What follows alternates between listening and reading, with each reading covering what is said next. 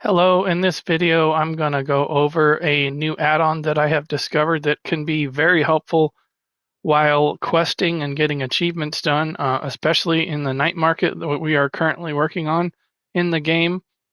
So I'm going to go over where to get the add-on, what it does, and how it can be helpful. So this add-on is called the Live. Let me just show you where to go. You'll go into the options, you'll go into the add-ons menu, go down here to browse add-ons. And this is one of the add-ons that doesn't have a whole lot of users on it. So when you come into this main menu here, it's not going to be listed on this main browse item because it doesn't have a lot of users on it right now. And so what you want to do is you go to the all categories here and select the character progression box and then hit the back button, and that's going to load this here. Alphabetize your stuff and then you'll be able to find it easier. And this is called the LiveAchiever add-on. So big thanks to Tom Culp for developing this. It's a really nice add-on. Pretty easy to use once you kind of figure out how to work with it. But we'll go into the add-on settings here. Since I already have it installed, we'll go into the add-on settings and show you what you can do with it configuration-wise. You can track how long you want the progress to be summed up. You can hide it when it comes in combat. I would recommend that because it does take up a lot of room if you're tracking several things. If you always want it to be on, regardless, you can just switch that off and it'll pull it up, as you can see on the right there. Unlock window, this shows the tracker in menus or not. You can disable it if you want it to turn off just like that. If you want it to be on all the time, then you can switch this on. When you go into maps or whatever, that'll turn off so that it's not visible. This is helpful when you want to position it left or right or up or down. So, and then you can turn it off again. So just to turn that back on, you can adjust the font size of everything here like that. And then the background, I like to have my backgrounds fully opaque so that I can really read it easily. And then this will reset to the original position, and then you can clear all of your trackings in one button press here, or you can do them individually in them. I'll show you how to do that in a second. So for example, in the night market, all you have to do when you want to track achievements, you go into the journal, you go into achievements, and then go to whatever ribbon you want. Today I'm just going to use the night market since that is what we're actively working on right now. And if you look over to the right-hand side of my screen, it will tell you whether, if you want to track this, then you click the right stick. I'm not sure what that will be for PC, but if this is available, but you basically just click the right stick and there you go. It's tracking this achievement. Now, if you accidentally do that on something that you don't want, if you look at the very bottom ribbon, you can hit L3 to remove it and it takes it off. So R3, which is the right joystick, adds it to your tracker. L3 takes it off. So all the stuff that you want to track. So this is my faction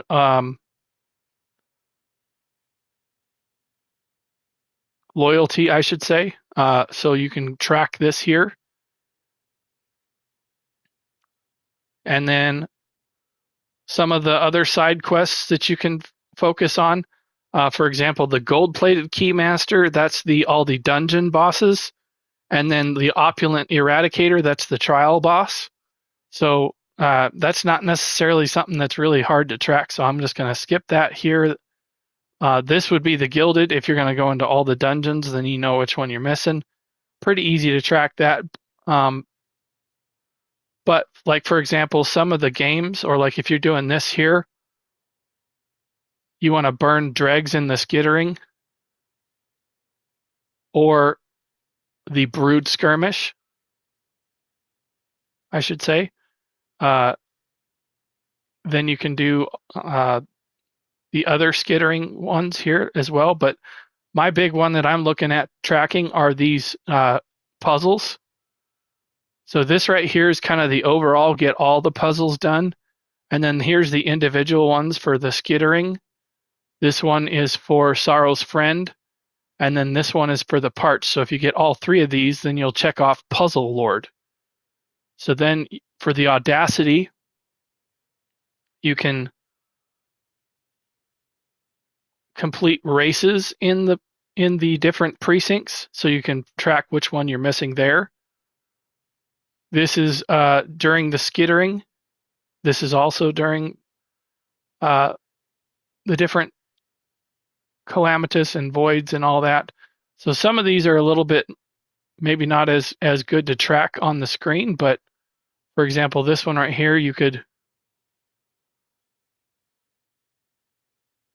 track this one on there as well. But as you can see, the more you add, it gets bigger. So let me just go back in here and reduce the font on the LiveAchiever.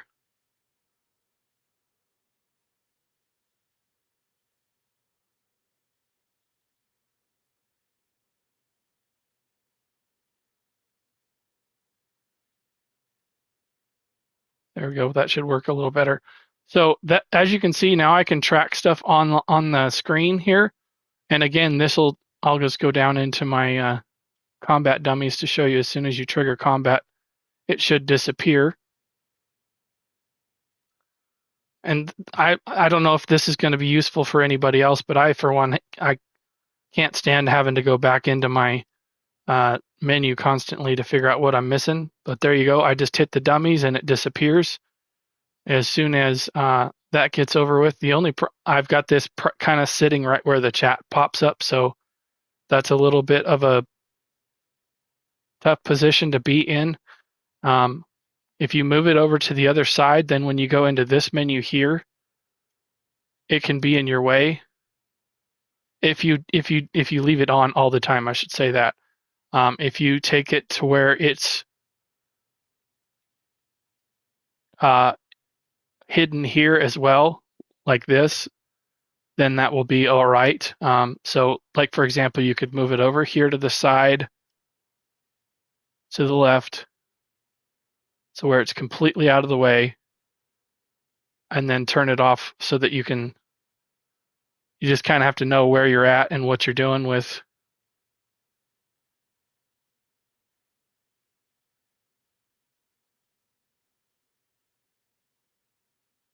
So there. So when you go into the menu now, it's not on, and you can still work with it on the left-hand side, and it doesn't cover up your chat. So it depends on where you want to move it. But now I'm just going to travel into the night market. I'll give you one more tip before I close out the video. Something I did with my house is I added it as a fast travel point for the guild. If you don't know how to do that, I'll show you how to do that here real quickly. You make it a quick launch place just like that, so that you don't have to find it on the map and jump to it that way. Makes it real easy to port out if you want to and still be in the zone, because when you get into the the night's den, you're still technically in the night market. You just have to walk out the front door. So if you want to do this yourself and you don't know how to do that, what you do is you go into the home menu like this, and at the very bottom it says send invite. You're just going to click that button. You don't want to do it in chat. You want to do it in a mail. And why you're going to do that is when you go into the body of your mail, then you're going to copy this location. If you're on PlayStation, I can't show that menu because it doesn't pop up on the screen. But then you're going to go into your guild message of the day, or about us, I think is probably the best place.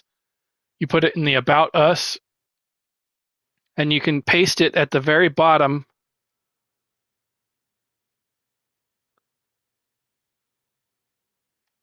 As you can see at the very bottom, it doesn't have the name, but what it does is it creates, if you watch the cycle through here, you can put several different houses to quick jump to. And so that makes it easy to jump right into the night market. And then you can walk right into the zone that way.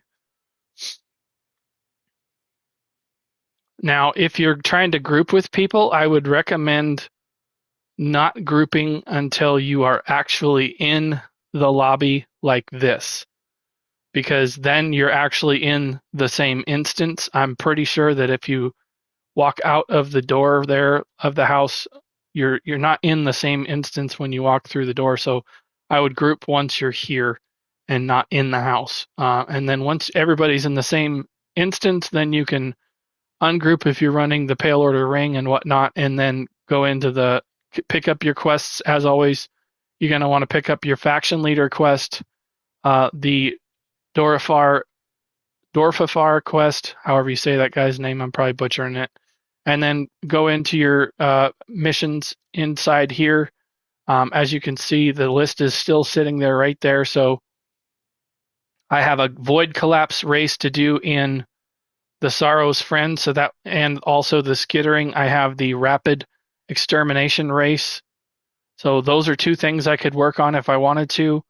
But it makes it easier to have on the screen. That way you don't have to go into the journal, into the achievements, and into the night market and find it that way. But again, if you want to remove it, you just hit the left joystick. If you want to add the achievement, you hit the right joystick, and this works for any achievement in the achievements ribbons.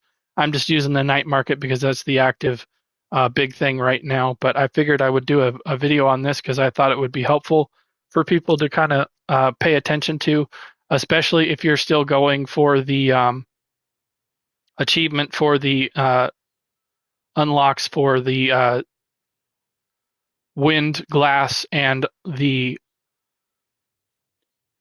egg of Arac and the Gleaming Lamp. These can be, as you can see, there's quite an extensive list of what you have to get. And so if you track these on the screen, I would recommend doing one at a time, because as you can see, the list is rather large. So that can be kind of a pain to scroll through. But as you can see, this keeps up the list on your screen so you can track it. Could be helpful in some instances. Again, if you're in combat, it'll disappear. When you go into the menu, it'll disappear. It does pop up back when you're on here, so you can keep track of the achievements that you're adding and taking off. But this would be a helpful one while you're just looking at completing achievements overall in the game. Some of this stuff is kind of hard to pay attention to and track, so it's nice to have on the screen and keep track of which one you're missing.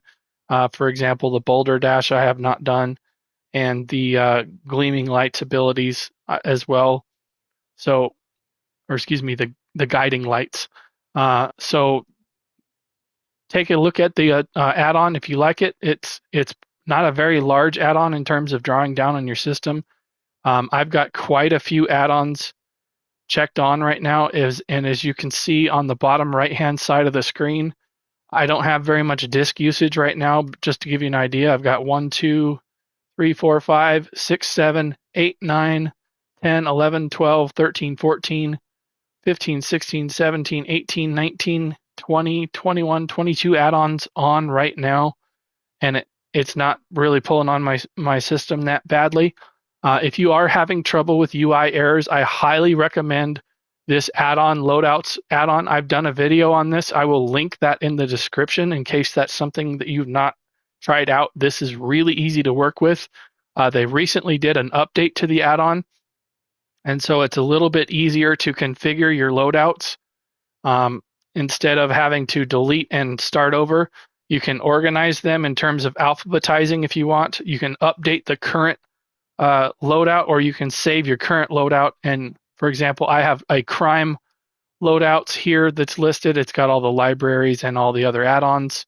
PvE combat, I'm probably going to do a different one for overland versus in dungeons and trials. And then I've got a PvP and then a Wayshrine jumper. So you can set up easy. All you have to do when you want to use these, as you can see, you just hit X to, or the button on the bottom of the screen there, to load this add-on or add-on loadout, and it will reload your UI and activate everything and turn everything off that you don't want to use. So this makes it really easy to manage your add-ons so that you're not overloading your system. I highly recommend trying this out. If you've not, I will link the video in the description. It is a really helpful add-on to use, especially if you're taking advantage of a lot of add-ons like I am. is really, really helpful. I have done several add-on videos. If you're kind of apprehensive about add-ons, you don't really know much about how to use them or whatnot, I've got a whole playlist on my YouTube channel. If you go onto my YouTube channel, go down to my created playlists, I have an add-on folder that has all of my overviews of add-ons that I've done. Check it out in there. There's a lot of deep dives in there that can help explain what they do, how to get them, how they function, and all that. But I'm going to end the video here. If you thought this video was interesting or useful or helpful, please consider liking the video and subscribing to my YouTube channel. I have over 300 videos on the Elder Scrolls Online, and they are all organized on the created playlists that I mentioned before.